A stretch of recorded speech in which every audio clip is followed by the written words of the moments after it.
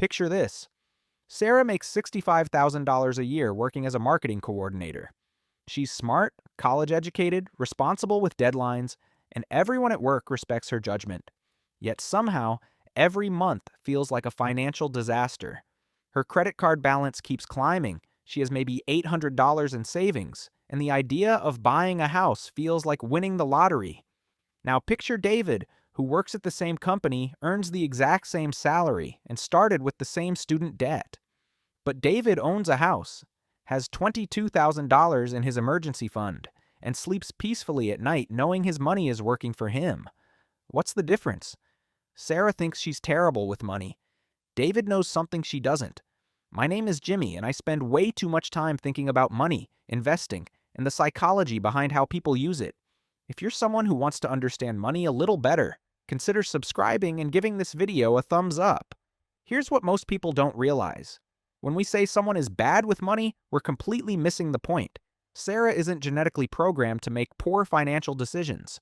She wasn't born with some kind of money dysfunction. Instead, she's operating exactly as she was trained to operate by a system that profits from keeping her broke. Let me tell you about Sarah's Tuesday morning. She wakes up feeling stressed about money, so she grabs coffee from Starbucks instead of making it at home because she deserves something nice. That's $4.50. On her way to work, she passes 3 billboards advertising credit cards, 2 radio commercials about financing a new car with 0% interest, and a podcast ad promising she can make thousands working from home. By 9 a.m., her brain has been hit with 17 different messages designed to make her spend money she doesn't have or chase unrealistic financial dreams. But this creates a bigger problem. Sarah's relationship with money isn't really about math or willpower. It's about the thousands of tiny messages that shaped how she thinks about spending, saving, and what she deserves. Every commercial, every social media post, every conversation with friends who are also struggling financially reinforces the same patterns. She's not bad with money. She's responding normally to an environment specifically designed to extract her wealth. Now look at what happened to David. David grew up in a house where his parents talked about money differently. Not because they were wealthy, but because his dad once went bankrupt and learned some hard lessons. David heard conversations about compound interest at the dinner table. He watched his parents delay purchases to save money. He absorbed a completely different set of money beliefs before he even understood what money was. David wasn't born smarter about money. He was just trained differently. Here's where things get interesting. The difference between Sarah and David isn't intelligence, income, or even self-control. It's their programming. Sarah learned that spending money feels good and that she deserves nice things after working hard. David learned that money today is always worth less than money tomorrow and that every purchase has an opportunity cost. Same inputs, completely different outputs. This is where most people make a huge mistake. They try to fix their money problems by focusing on budgeting apps, cutting expenses, or finding ways to make more money. But that's like trying to fix a computer virus by typing faster. The real issue isn't the symptoms, it's the underlying code that's running the system. Let me show you what I mean with some numbers. Sarah spends roughly $240 per month on what she calls small purchases: coffee, lunch, random Amazon orders, subscription services she forgot about. She doesn't think of these as significant expenses because each one feels small. But here's the math that changes everything. $240 per month invested in an index fund averaging 7% annual returns becomes $94,000 after 20 years. Sarah isn't just spending $240. She's spending her future financial freedom. David sees the same math, but his brain processes it completely differently. When David wants to buy something that costs $40, he automatically thinks about what $40 could become if he invested it instead. This isn't because David is naturally more disciplined. It's because David was programmed to think in terms of opportunity cost and compound interest. His brain runs different software. But the real issue isn't what you think. The system that programmed Sarah to think about money this way isn't accidental. Every message telling her to treat herself, every advertisement promising instant gratification, every easy payment plan is designed by people who understand psychology better than most psychologists. They know that humans have evolved to prioritize immediate rewards over future benefits. They know that we make emotional decisions and then rationalize them logically. They know that financial stress makes us more likely to make impulsive purchases because spending feels like taking control. And almost nobody talks about this part. The credit card industry spends billions of dollars on research to understand exactly how to make borrowing money feel normal and smart.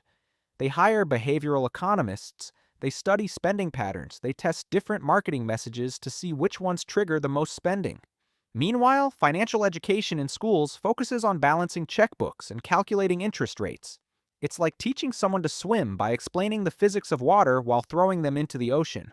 Sarah's story gets more complicated when we follow her through a typical month. She starts January with good intentions, downloads a budgeting app, and promises herself she'll save more money. For about 10 days, she tracks every expense and feels proud of her discipline. Then her car needs repairs. $450 she didn't budget for, so it goes on the credit card. Then her friend invites her to a birthday dinner at an expensive restaurant. She can't say no without feeling cheap, so that's another $80 on the credit card. By the end of the month, she's spent more than she planned and feels like she failed again. But something strange starts to happen when you understand the real psychology behind these decisions. Sarah isn't failing because she lacks willpower.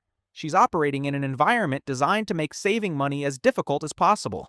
Every unexpected expense feels like a crisis because she was never taught to build systems that handle uncertainty.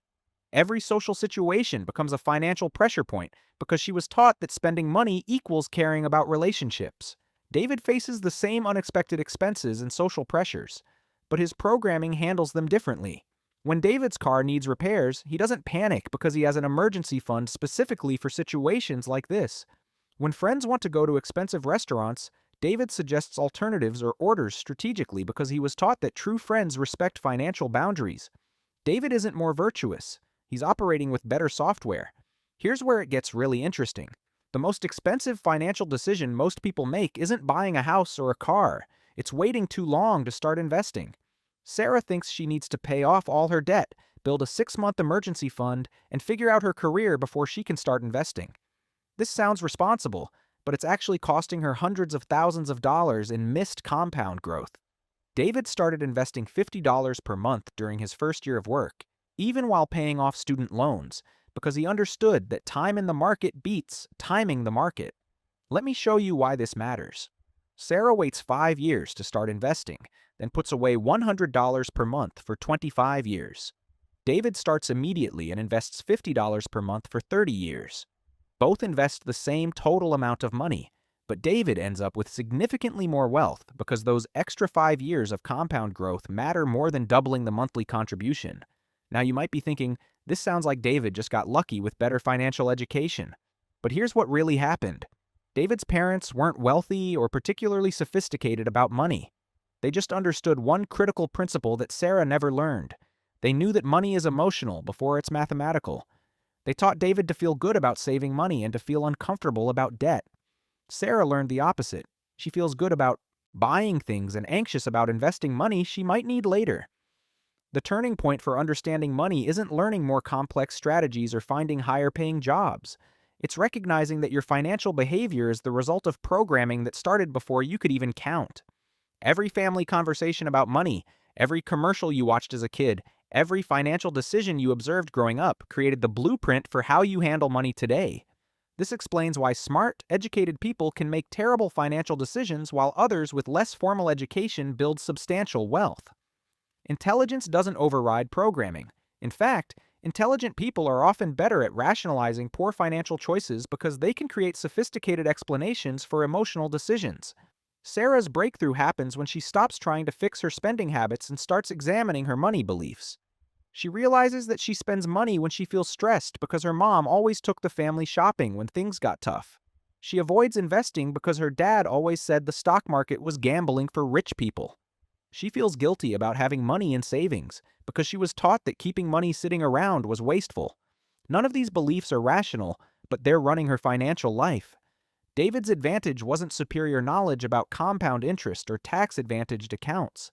His advantage was absorbing beliefs that made wealth building feel natural and necessary. He learned to feel uncomfortable carrying credit card balances. He learned to feel excited about automated investing. He learned to feel proud of living below his means. Same human psychology, completely different emotional associations. The practical reality is that changing your financial situation requires changing your money programming, not just your money behavior. This means identifying the specific beliefs that drive your spending decisions, understanding where those beliefs came from, and deliberately installing new patterns that align with your actual financial goals.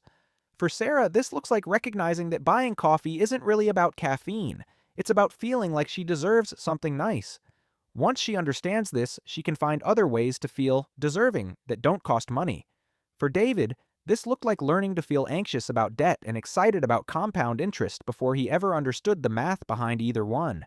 Here's what most people don't realize about wealthy individuals: they're not more disciplined or naturally better with money. They've internalized different emotional associations with spending and saving. They feel genuine pleasure from watching their net worth grow. They feel actual discomfort from unnecessary expenses. They've programmed themselves to get emotional rewards from behaviors that build wealth instead of behaviors that destroy it. The real tragedy is that Sarah has been blaming herself for financial struggles that aren't really her fault. She's been operating exactly as she was trained to operate by parents, schools, media, and a financial system that profits from her remaining broke. David isn't succeeding because he's morally superior. He's succeeding because he absorbed different programming at a critical age. This changes everything about how you approach money. Instead of trying to force yourself to save more or spend less, you start by examining the beliefs and emotions driving your financial decisions. Instead of focusing on tactics like budgeting apps or investment strategies, you focus on installing the psychological foundation that makes wealth building feel natural and necessary. The most powerful financial strategy isn't finding the perfect investment or the highest yield savings account.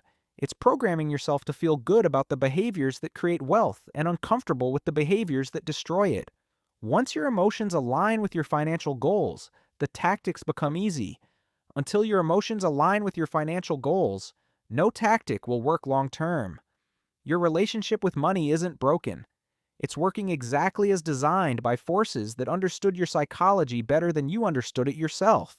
The good news is that programming can be changed. The even better news is that once you change it, building wealth becomes as natural as the spending patterns that kept you broke. You're not bad with money. You've just been running someone else's software. It's time to write your own code.